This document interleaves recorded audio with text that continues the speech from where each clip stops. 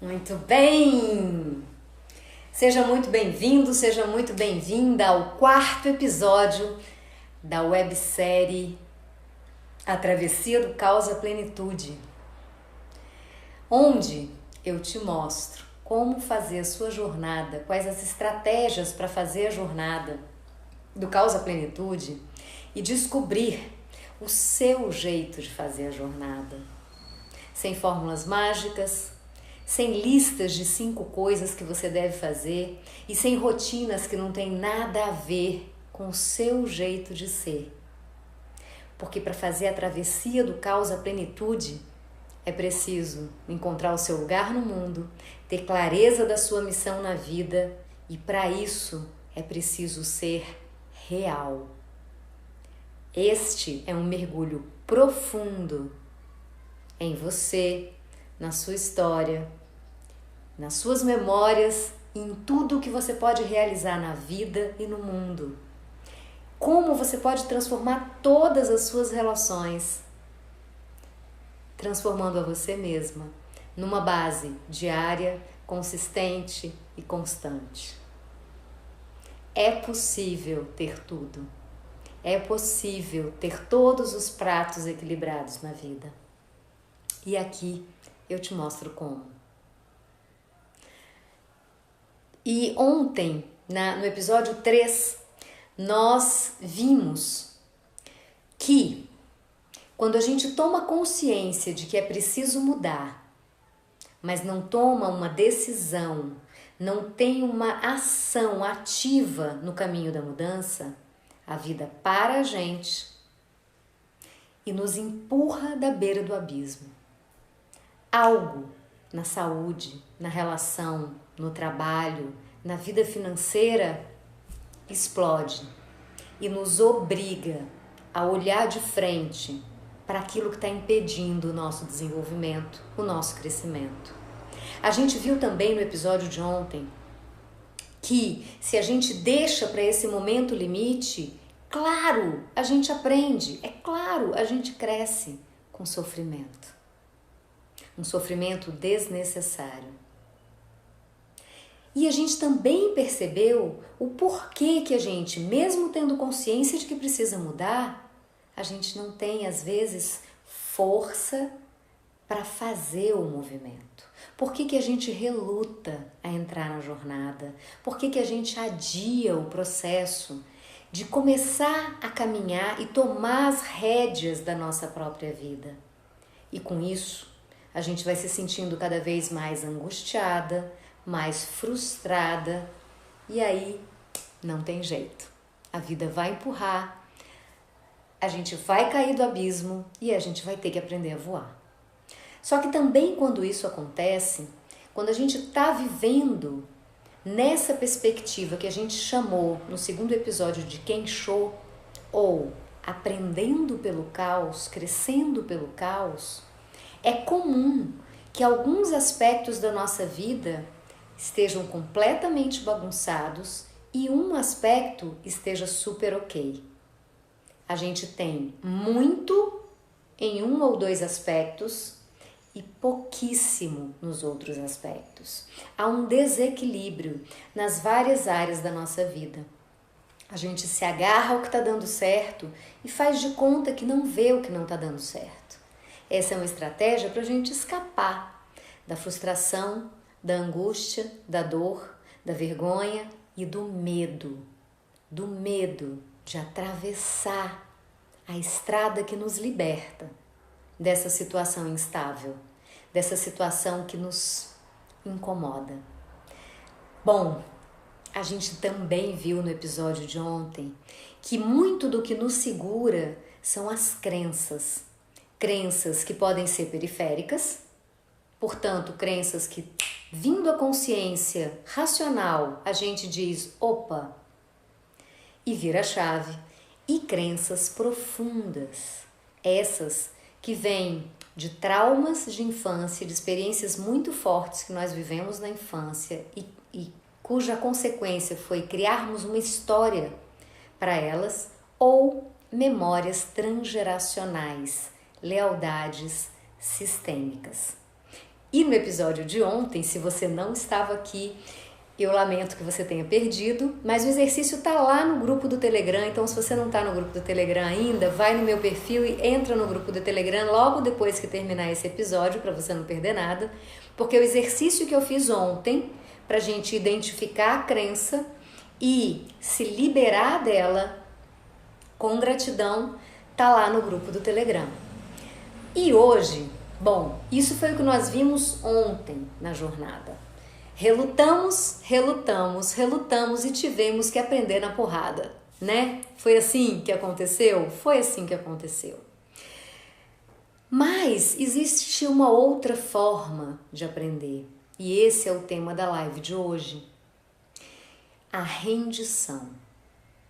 E você se lembra que no episódio de ontem eu te contei que o que me levou à beira do abismo e que me empurrou nesse abismo foi um acidente de carro e, logo em seguida, o meu divórcio. Eu tive que assumir a minha vida profissional de novo, eu tive que assumir as rédeas de tudo. Afinal de contas, eu estava morando numa cidade em que eu não conhecia ninguém, quer dizer, mentira, conhecia, mas não tinha família, né? E família é diferente de amigos nessa hora que a gente mais precisa de um suporte. Com 2 crianças pequenas, morrendo de medo de ninguém mais me querer porque eu tinha filhos, morrendo de medo de não ter condições de me sustentar porque eu tinha deixado a Ambev. Enfim, mas mestres apareceram, a gente viu isso ontem também, e eu aprendi a força com a Isaura e aprendi muito do que me levou a altos níveis de desempenho profissional com o Luiz Paulo no governo. Isso me fez abrir uma nova perspectiva e realizar muitos dos meus sonhos. Entre eles, contribuir para um país melhor e viajar para o exterior, muito representando o Brasil. Bom, mas enquanto a minha vida profissional estava indo de vento em polpa e os meus sonhos individuais estavam sendo realizados de uma forma absolutamente linda, a minha relação familiar, a minha vida financeira e até a minha vida amorosa estavam um verdadeiro caos. Lembra? Quando a gente não faz, quando a gente não toma as rédeas do nosso desenvolvimento, do nosso crescimento, as coisas acontecem assim, totalmente loucas, totalmente desequilibradas. Umas coisas estão ótimas, outras coisas estão péssimas, outras coisas estão medianas, umas vão interferindo nas outras e atrapalhando.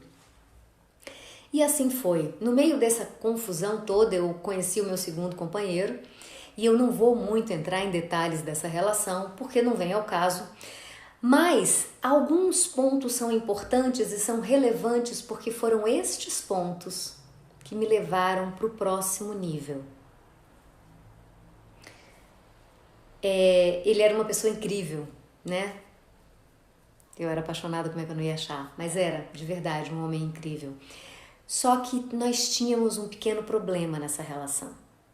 Nós tivemos que lidar com o desafio do alcoolismo dele. E eu não sei se você já teve esse tipo de experiência na sua vida ou na vida de alguém próximo a você. Às vezes um irmão, às vezes um cunhado, às vezes um pai, às vezes um filho, eu não sei. Mas quem já teve esse tipo de experiência sabe o quão desafiador ela pode ser. Então nós lutamos, e presta atenção no que eu estou falando, no verbo que eu estou usando agora, hein? Presta bem atenção. Aproveita para trocar no aviãozinho e enviar para as pessoas que você conhece que já passaram por esse desafio na vida. Nós lutamos contra o alcoolismo dele por 3 anos e meio. Ou eu lutei contra o alcoolismo. Ou nós lutamos. E o que acontece é, qual foi o aprendizado no final dessa história toda? O aprendizado mais importante foi quando a gente luta contra algo, este algo se fortalece. Se eu luto contra o alcoolismo se fortalece. Se eu luto contra a Covid se fortalece. Se eu luto contra, aquilo que eu luto contra ganha força. Isso é uma lei da natureza. Porque tudo aquilo que tem vida,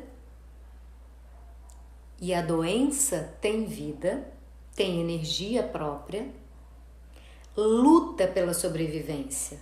Portanto, se eu me coloco em luta com A se coloca em luta comigo.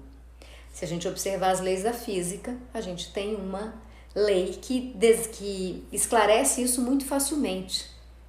Experimenta empurrar uma superfície. Experimenta, se você tiver com alguém em casa, empurrar essa pessoa. Empurra. Não pede nada para ela, só empurra. É um exercício. Naturalmente, ela vai opor resistência ao seu empurrão. E a resistência dela vai ter uma força de igual potência em sentido oposto. É novo isso que eu acabei de dizer a você?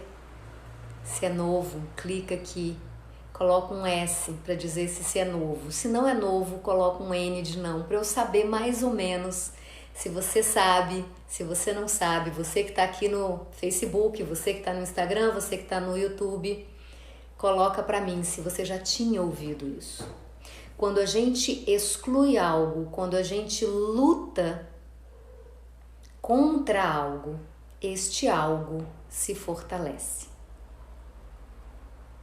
Então esse foi o primeiro aprendizado que eu tive nessa experiência.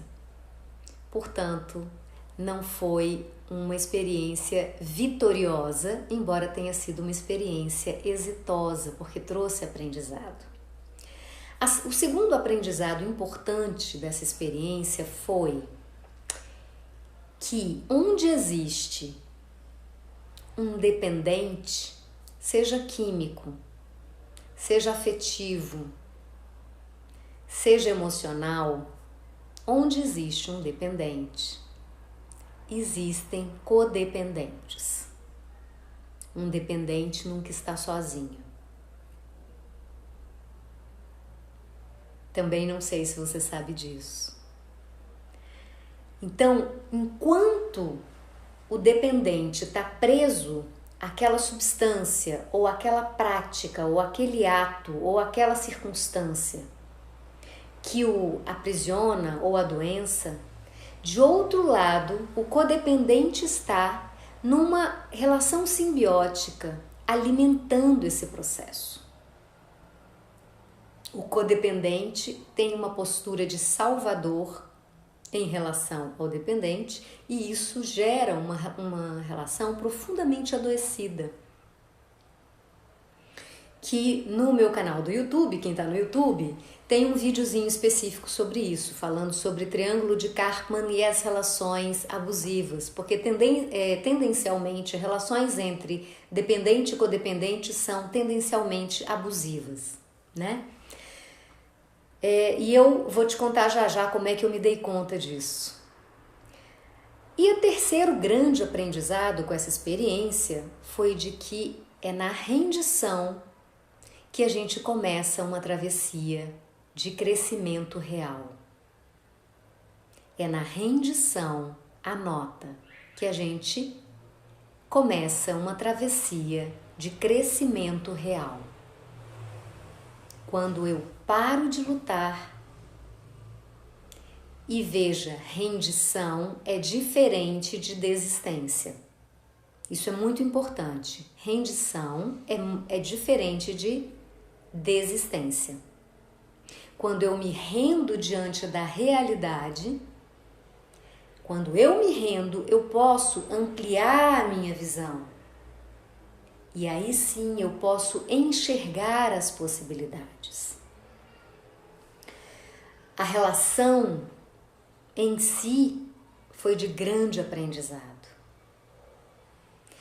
E este mestre que eu tive, a quem eu sou imensamente grata pelo aprendizado, na última vez que nós nos encontramos, na última briga, na última discussão, em que eu, lutando contra o alcoolismo dele, apontei o dedo e disse: você não consegue se libertar do álcool. Você não se esforça o suficiente. E aí eu ouvi uma frase que me levou a níveis muito mais elevados de compreensão da vida, do mundo, das minhas relações. Foi um tapa na cara essa frase. E foi assim: você me aponta o dedo, mas você também não consegue realizar o que você quer realizar. E era verdade. Porque eu estava tão ocupada com a vida do outro, eu estava tão ocupada em salvar o outro, que os meus pratinhos mal se organizavam. Era muita energia despendida. E eu não conseguia nem fazer uma dieta. Então isso veio como uma bolada. E eu precisei, com essa bolada, despertar. E ao despertar com essa frase, eu me rendi. Render-se é reconhecer-se impotente diante daquela luta. Quando eu me reconheço impotente diante daquela luta, eu posso dar um passo atrás e ampliar a visão. Parar de olhar fixamente para o ponto, para o problema, e olhar para as possibilidades de solução, que nem sempre são a insistência. E agora eu vou te propor um exercício para você fixar essa ideia de que quando eu coloco o foco no problema e tento lutar contra ele, eu não consigo êxito. Aprendizado, ok, êxito não. Então o convite é o seguinte: eu vou estender o meu punho e você vai olhar para o meu punho imaginando o seu problema atual, a sua questão, o que está te desafiando nesse momento. Seja lá o que for, tá? Eu vou estender o punho e você vai olhar só para o meu punho. O meu punho representa... Deixa eu ver se o pessoal aqui do... Não sei se o pessoal do Facebook tá vendo. Não sei se o pessoal aqui do YouTube tá vendo, mas tá aqui o punho. Você olha para o meu punho e você fixa o seu olhar no meu punho e aqui você vê o seu problema, a sua questão, o seu desafio, certo? Olha fixamente para ele. Não olha para mais nada, olha só para ele. Não tem nem energia para olhar para mais nada. O que você vê além dele? Agora eu vou te convidar para ampliar um pouquinho o seu olhar e enxergar a pulseira preta que tem no meu braço. Pessoal do Facebook, se não estiver vendo, coloca um comentário aí para mim que eu movo o braço para que vocês... Vou estender o outro braço, pronto. Tá aqui o punho de cá. Olha para o punho, agora estende o seu olhar para a pulseira. E vai com o seu olhar agora até o meu ombro. O meu pescoço, o meu rosto. Olha em torno de mim, o que que tem nessa paisagem?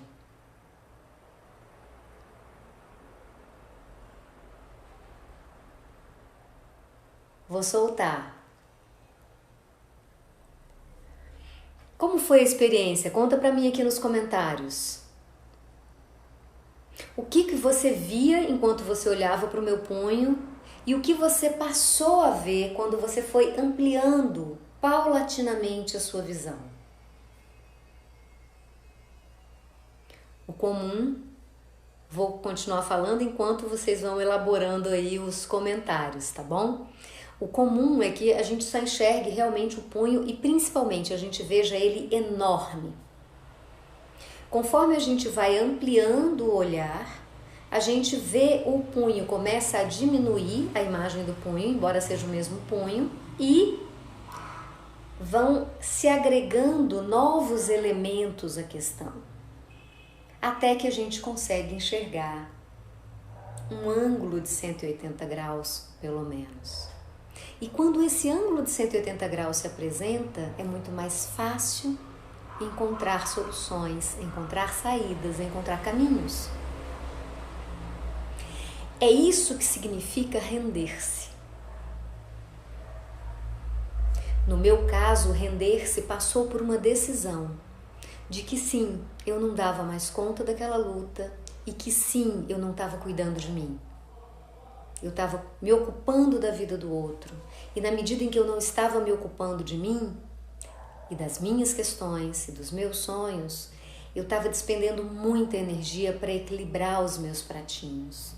Para ser aquela profissional super bem-sucedida e ainda criar 2 filhos e ainda sustentar a casa e ainda estar bem comigo mesma e ainda olhar para o meu corpo e cuidar do meu corpo.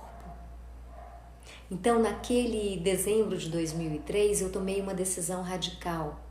Foi uma decisão que veio da rendição. Eu me rendi ao fato de que eu era impotente diante do alcoolismo do outro.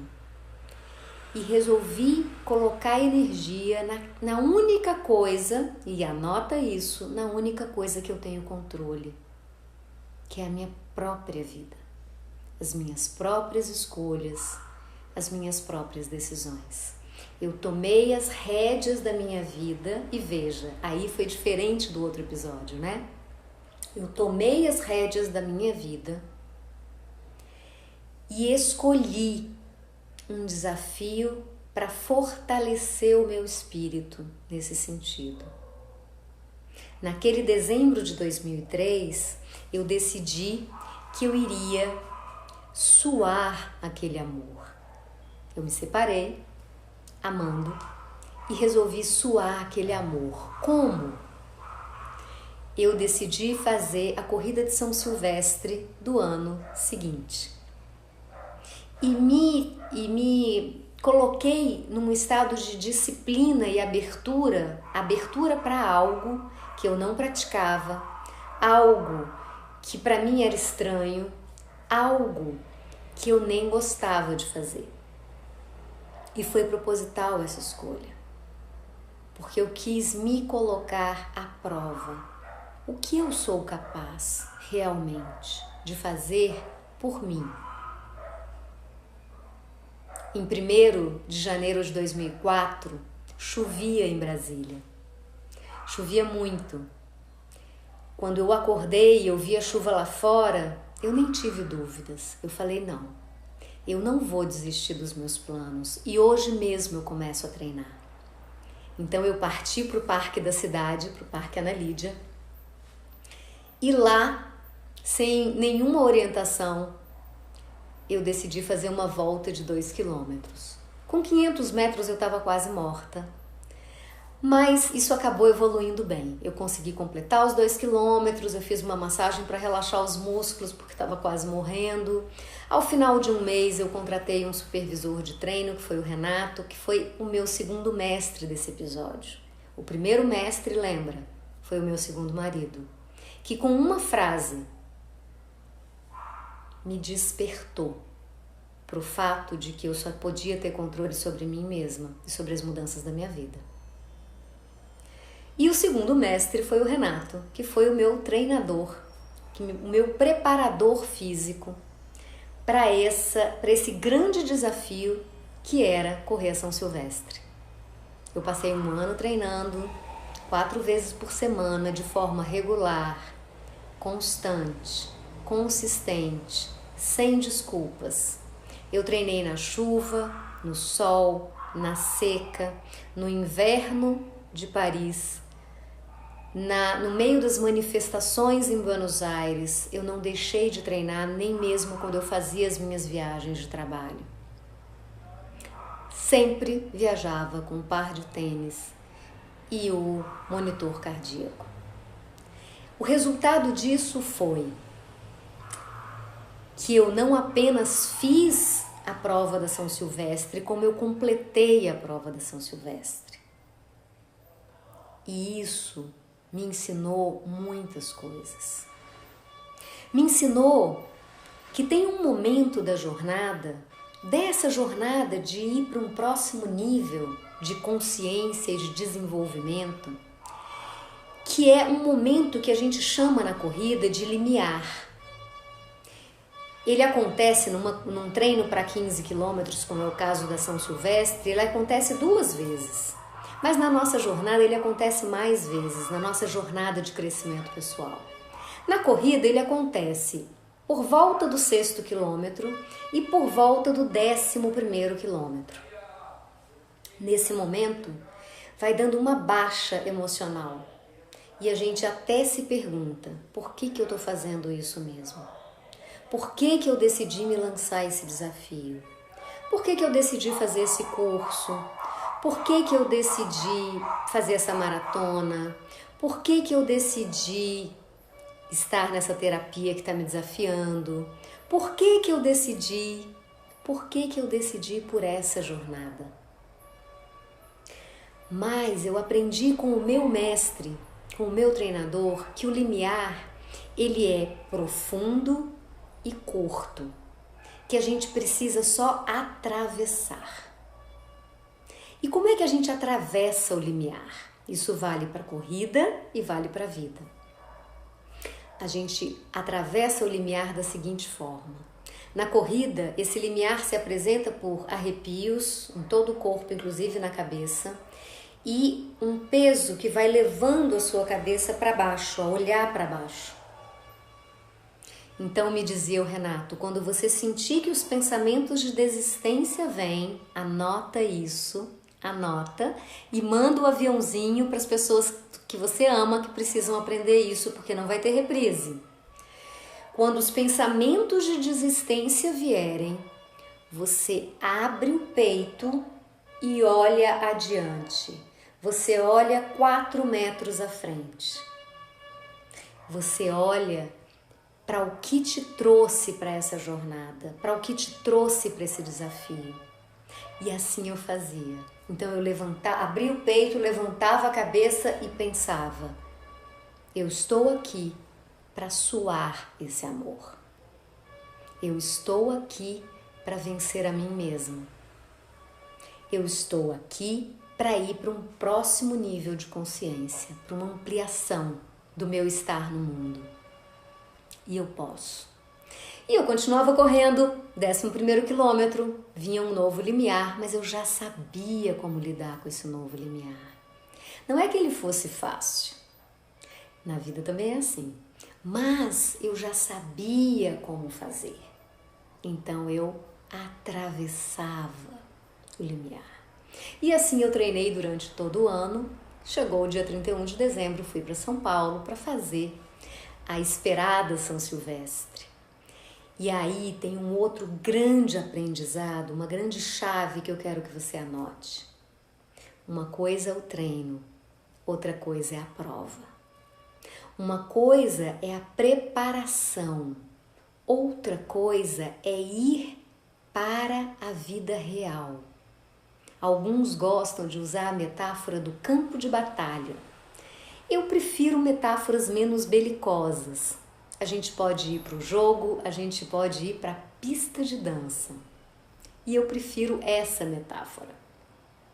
Uma coisa é você e o seu professor de dança dentro de uma sala. Outra coisa é você ir para o bailinho com um parceiro que você não conhece. Mesmo que você saiba os passos, você não conhece o parceiro. Você não conhece a sala, você não conhece o DJ, você não sabe qual é o repertório. Então, é muito diferente o treino da vida. Aprender, estudar, mergulhar.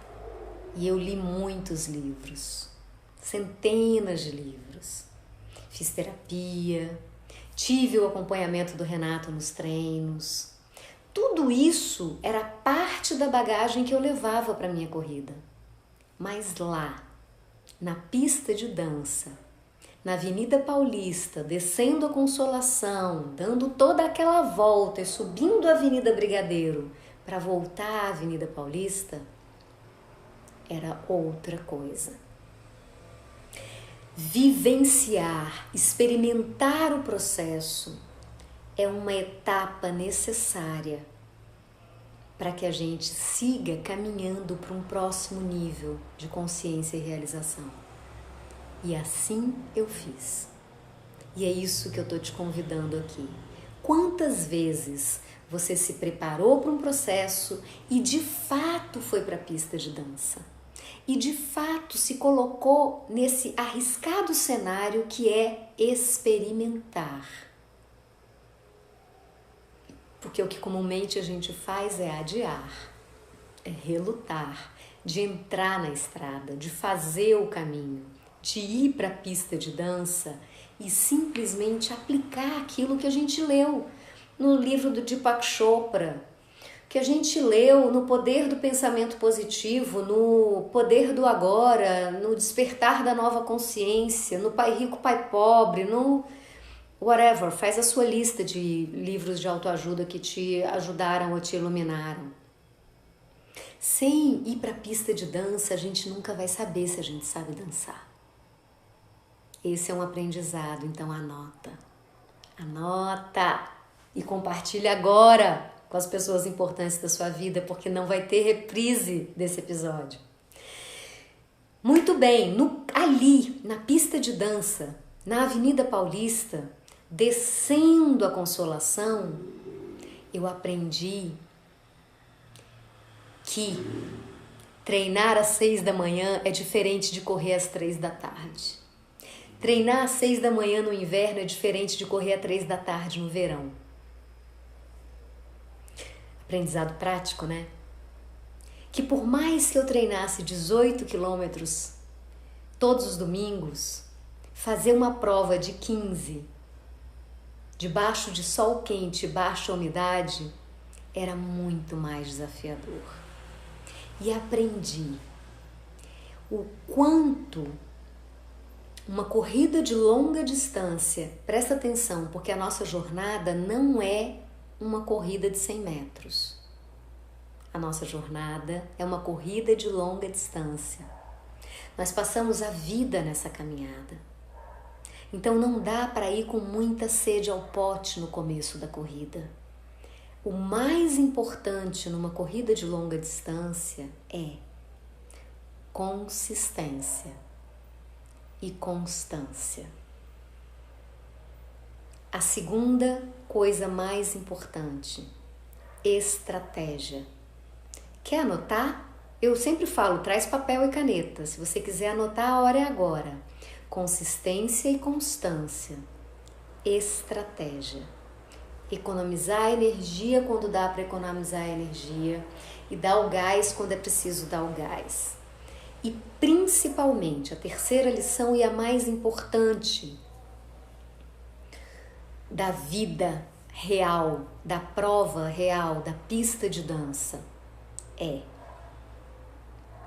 fica muito atenta, atenção aos seus pensamentos e aos seus sentimentos. Lembra do aprendizado do limiar? É isso, muito atenta. Porque numa corrida de longa distância, por mais preparada fisicamente que você esteja, se o seu emocional não sabe o porquê você está fazendo aquela corrida, há uma grande possibilidade de você desistir. Porque os desafios na vida real são grandes. Então, anota. O motivo é o que te mantém correndo. O motivo é o que te mantém na pista de dança. Por que eu estou fazendo isso? Por que eu estou em pleno verão correndo 15 quilômetros na São Silvestre, sendo que eu estou exausta e sem ar? E na hora em que você busca dentro de você o porquê você está fazendo aquilo, uma nova energia vem no seu corpo. Você consegue ampliar a visão e encontrar estratégias. A estratégia de tomar um banho de mangueira de uma pessoa que está aguando a calçada. A estratégia de prestar atenção num menino de 10 anos gritando: vai, tia, não desiste não.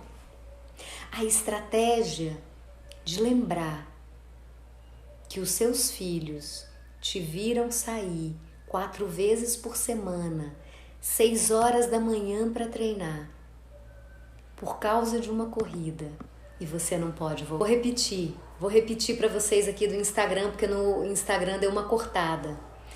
Quando você se lembra que os seus filhos estão em casa, que eles passaram um ano inteiro te vendo sair 4 vezes por semana para treinar, você sabe que você tem um motivo te esperando em casa. Um motivo muito mais importante e muito mais longo. Não dá para decepcionar. Não dá para dizer: filho, eu desisti da corrida. Filho, eu não trouxe a medalha que eu te prometi. Não tem como. Tem alguém te esperando em casa. Mas mais importante ainda, você tem um compromisso com você mesma. Quando você entra nessa jornada de ir sempre além para o próximo nível. O compromisso é o seu motivo. Suar um amor. Vencer a mim mesma. E mostrar que eu sim, quando decido algo, sou capaz de ir até o final e realizar tudo o que eu posso realizar. Aí eu descobri uma coisa que é fundamental e é a razão de eu estar hoje aqui nesse trabalho. Eu descobri que a gente sempre pode muito mais do que a gente imagina. E eu continuei descobrindo isso ao longo da minha trajetória. Mas aí foi a grande virada da minha vida. A gente pode sempre mais. Quem corre 15, corre 21. Quem corre 21, corre 42. E isso é uma metáfora da vida. A gente sempre pode mais. De repente você tem uma boa profissão, uma profissão reconhecida. De repente você está aí há 20, 15, 10 anos no mercado e tem uma boa cartela de clientes. De repente você fez um concurso e tem um bom salário. Eu não sei qual é a sua realidade. Mas esse é o seu limite? É aí que você vai parar? Ou você quer mais? E eu não estou falando de mais num sentido de ganância, eu estou falando num sentido de potência e realização. A gente não veio para essa terra para ficar estacionado, para ficar parado, estático numa fotografia de propaganda de margarina. O nosso relacionamento amoroso pode ser mais. A nossa existência como pais pode ser mais. Na nossa profissão, nós podemos ser mais. Como cidadãos, nós podemos muito mais. Foi esse o aprendizado. Eu posso, você também pode. E naquele momento eu ainda não sabia o que eu vou te dizer agora. Mas naquele momento eu descobri não apenas a minha potência de ir muito mais além, mas começou a fermentar em mim um bichinho de querer contar para todo mundo, como eu estou fazendo agora, aqui no Instagram, no Facebook, no YouTube, que sim, a gente pode mais. E o medo que a gente tem às vezes, o medo que você tem, o medo que eu tive muitas vezes, não é o do fracasso, não é o medo de não conseguir. É o medo de ser a grandeza que nós somos, de expressar a luz que nós temos. Mas se a gente não expressa a luz que nós temos em nós, é como se a gente também limitasse o brilho de quem está em volta. Então, o convite aqui é: seja tudo o que você pode ser. O meu mestre, Renato, me guiou nessa parte da estrada. Eu me entreguei a esse mestre. ao mesmo tempo que me entreguei também à espiritualidade, a um contato maior com aquilo que não é visível e não é palpável, não era palpável para mim naquele momento, mas que me deu amparo, que me deu força, que me ajudou a ir além. E aí eu te pergunto, contra o que você está lutando, criatura? O que está te impedindo de se render e se tornar tudo aquilo que você pode se tornar? Quando a gente luta contra algo, quando a gente resiste e não se entrega, sabe o que acontece? Eu vou trazer uma analogia. Eu não sei se você já viveu essa experiência, ou se não viveu, ou se conhece, ou se assistiu essa experiência de alguém. Mas você já viu alguém se afogando por acaso? Alguém tomando caixote no mar? Já tomou um caixote no mar? O que acontece é o seguinte, eu sei porque eu já tomei caixote, vários. O que acontece é o seguinte, afogar nunca afoguei não, mas caixote já tomei. Quando a onda vem e te embola, não há nada o que você possa fazer. Se você se debate, é pior. Na situação de afogamento acontece o mesmo. Quanto mais você se debate na água, mais energia você gasta, mais rápido você afunda. Já viu isso? Já viu pelo menos em cena de filme? Num rio,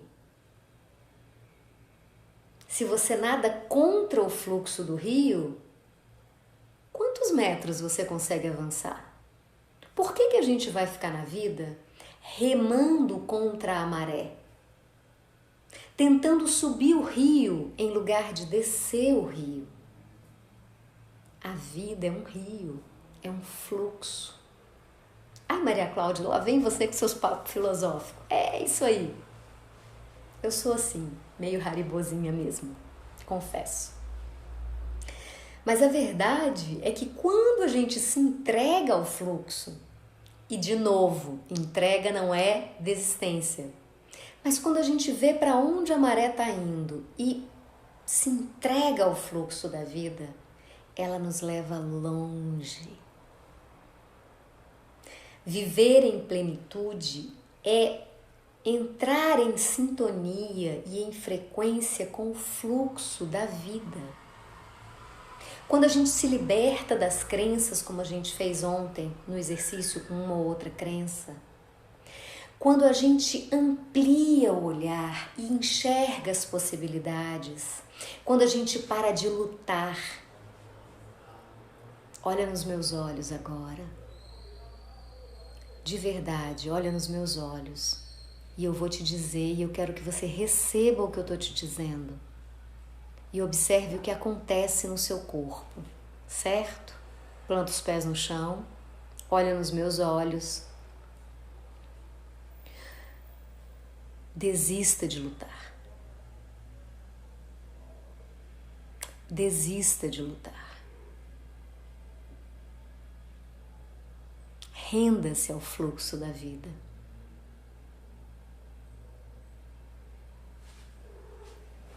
Quando eu me rendi ao fluxo da vida, a conexão com o Instagram tá um pouquinho frágil, de repente pode ficar intermitente, mas a gente tá aqui, ó, no Facebook e no YouTube também. Qualquer coisa vocês correm pro outro, né? Tava eu no fluxo, né? Basta observar. Observa você nadando no sentido contrário às ondas, ou você nadando no sentido contrário do rio. O que acontece? Você dá 2 braçadas e o rio te leva. Repetiu o negócio da desistência, Dani? Olha no meu olho. Olha no meu olho. Vou fazer de novo por causa do pessoal do Instagram, tá, gente? Povo do Facebook e do YouTube. Olha nos meus olhos. Planta os pés no chão. Desista de lutar.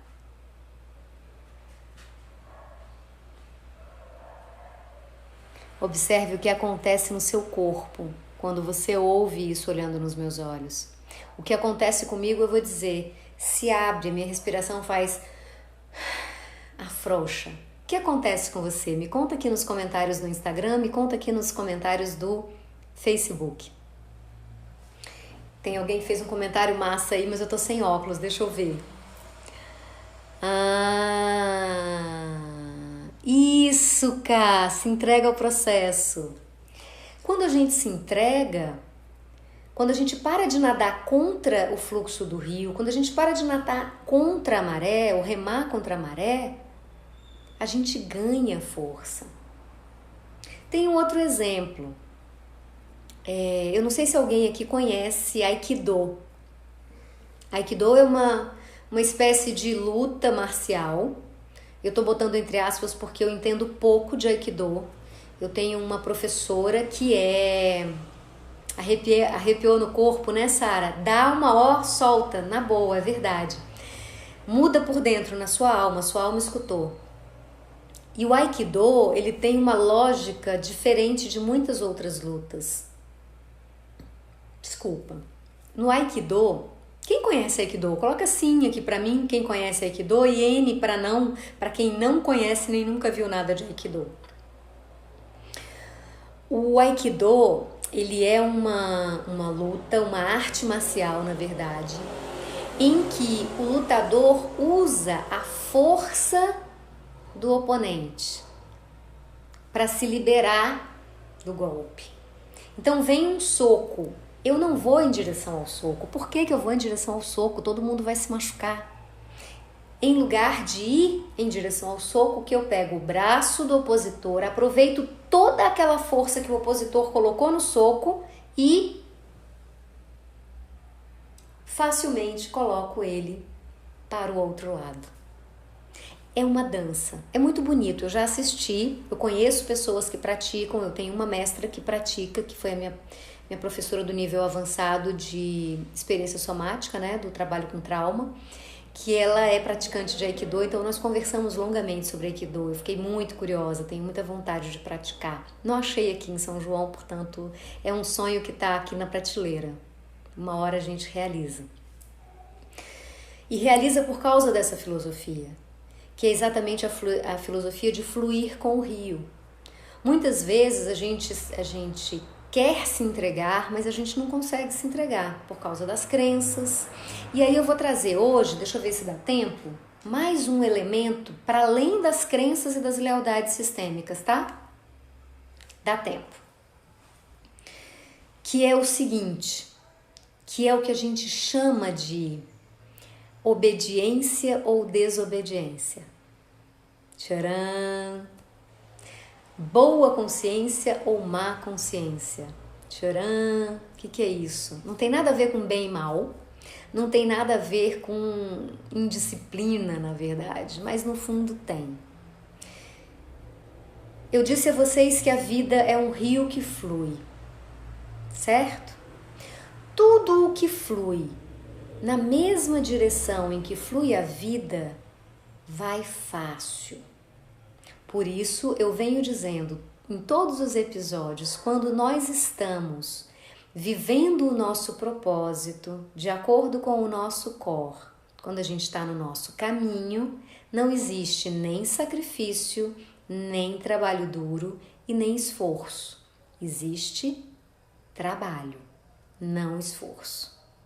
O rio te ajuda, o rio te leva, certo? Você só vai precisar o quê? Manejar o barquinho.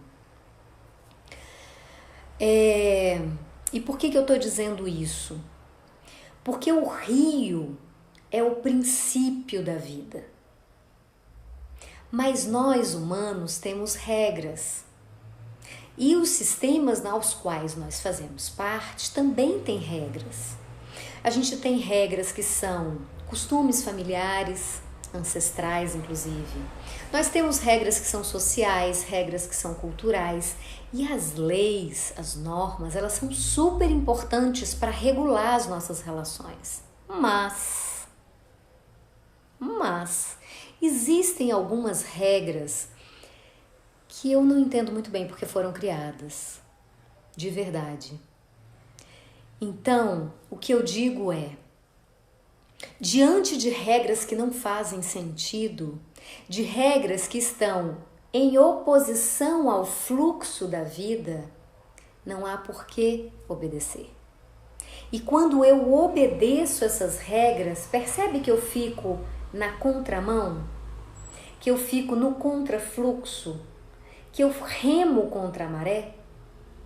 Ao passo que quando eu estou alinhada com a vida, eu estou no fluxo.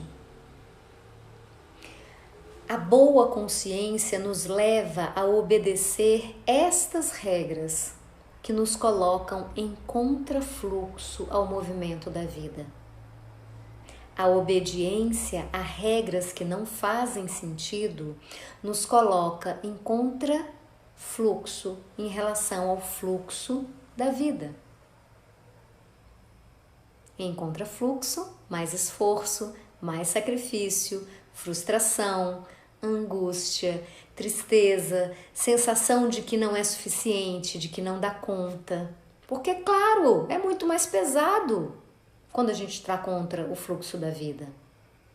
Ao passo que quando você segue o fluxo da vida, mesmo que isso signifique uma desobediência aos seus sistemas, e por isso chamado má consciência, porque é uma desobediência ao sistema, você flui em direção a quê? A vida, a mais vida, a mais realização, a mais ampliação de consciência, a mais plenitude.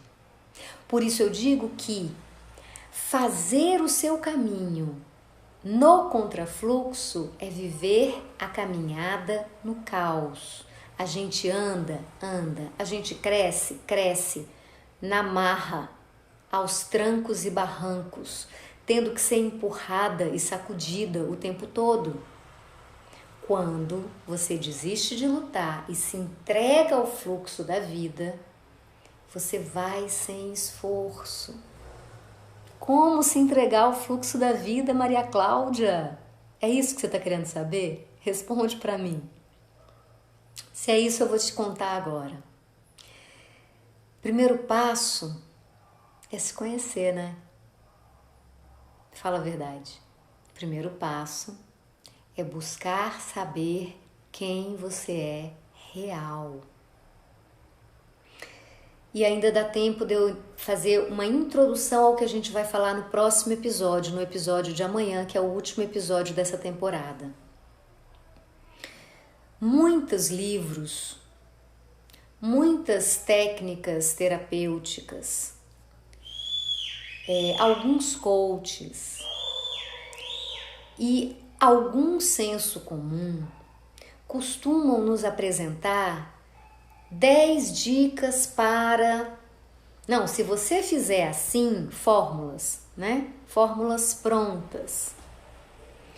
Uma coisa meio que baseada no behaviorismo, não sei se você conhece esse movimento, no funcionalismo, de colocar você adequado ao mundo. Essas regras adequadas ao mundo é que eu chamo de regras disfuncionais, que nos colocam na contramão da vida. O que é o natural? O natural são os prédios de concreto ou são as árvores? O natural é o nosso relógio que conta um mês com 30 dias, ou o natural é um fluxo de ciclo de lua de 28 dias. O que é o natural? O calendário gregoriano ou o calendário lunar? E eu não estou aqui, por favor, dizendo que você deva adotar o calendário lunar, não precisa. O que eu estou querendo te mostrar com isso é que existem forças muito mais antigas, muito mais potentes e que estão no fluxo da vida. A roda das estações, os ciclos da lua, os ciclos da mulher, os ciclos da natureza. Nós não somos os reis da cocada preta. Nós não somos a espécie superior porque nós pensamos. Nós somos parte desse sistema. E se nós teimamos em nadar contra a maré e viver na contramão de como o sistema realmente funciona, a gente colapsa e o mundo colapsa. Alguma mera coincidência com o que está acontecendo agora? Será? Eu não sou contra o progresso, de jeito nenhum. Nós estamos aqui graças à tecnologia, né? A essa tecnologia que foi criada por nós. Nós temos inteligência para isso, para criar soluções. Mas a gente também precisa ter inteligência para saber se essas soluções estão no fluxo da vida ou no contrafluxo. E talvez, só talvez, algumas das soluções que nós criamos tenham nos trazido a essa situação de contrafluxo da vida. E a vida precisou o quê? Aprendemos no episódio passado, parar, gente. Certo? Então, Maria Cláudia, como é que eu entro no fluxo da vida? Você entra no fluxo da vida primeiro, aproveita a quarentena. Aproveita que você voltou para casa. Aproveita que agora você tem tempo. E se observa. O que está pegando aí dentro? Em que áreas da sua vida você está remando contra a maré? Provavelmente em todas, tá? Mesmo que algumas estejam dando certo. Uma cliente minha, que inclusive eu acho que está aqui nessa live hoje, se tiver, dá um alô aí nos comentários. Ela me disse assim, ela chegou aqui para mim, na jornada, em busca de prosperidade financeira. O último passo da jornada offline é prosperidade financeira. E ela veio por causa disso, ela e a turma dela vieram por causa disso, tanto que elas não vieram, eu não sei, acho que não vieram nos outros passos. Vieram nos outros passos? Eu acho que não, né? Não vou falar seu nome não para não me delatar, mas se você quiser se delatar, pode falar nos comentários que eu já vi que você está por aí. E aí ela veio em busca de prosperidade financeira na jornada. A jornada veio, a jornada passou e esse ano eu escutei ela dizendo a seguinte frase que foi maravilhosa. Eu quero muito que ela grave um depoimento dizendo isso, porque eu sei que isso vai ajudar muito mais pessoas. Às vezes, o que nos causa incômodo, o que pesa, o que nos traz frustração, o que nos traz angústia e às vezes até dor, é um aspecto da nossa vida. Mas esse aspecto da nossa vida é apenas um sintoma de que a gente está na contramão, de que a gente está nadando contra a corrente, que a gente está remando contra a maré. Então, se você tem uma questão no seu campo financeiro, se você tem uma questão no seu campo relacional, de relacionamento amoroso, se você tem uma questão que se apresenta na sua profissão, uma insatisfação, presta atenção, porque isso é um sintoma, é uma bandeirinha vermelha te mostrando que você está nadando contra a maré, que você está remando contra a maré, você está no contrafluxo. Quando a gente está no fluxo, tudo está no fluxo. Quando a gente está no fluxo da vida, tudo está no fluxo da vida. Então, é importante prestar atenção nisso. E essa cliente, que não se manifestou nos comentários, que eu vi, ela percebeu isso quando ela veio para a prosperidade. Ela fez o processo de prosperidade, né? E esse processo de prosperidade trouxe muitas mudanças na vida dela, em vários aspectos da vida dela. E aí foi que ela me veio com essa frase, ela falou, olha, eu vim pela prosperidade, mas eu percebi que a questão era muito maior. E frequentemente é assim que acontece. A gente tem ali um sinal de que algo não vai bem. Mas é neste sinal que a gente pega para fazer o que eu chamo de o ponto da virada. Virar e entrar no fluxo. A gente aprende no contrafluxo, aprende. A gente cresce no contrafluxo, cresce. Com sacrifício, com esforço,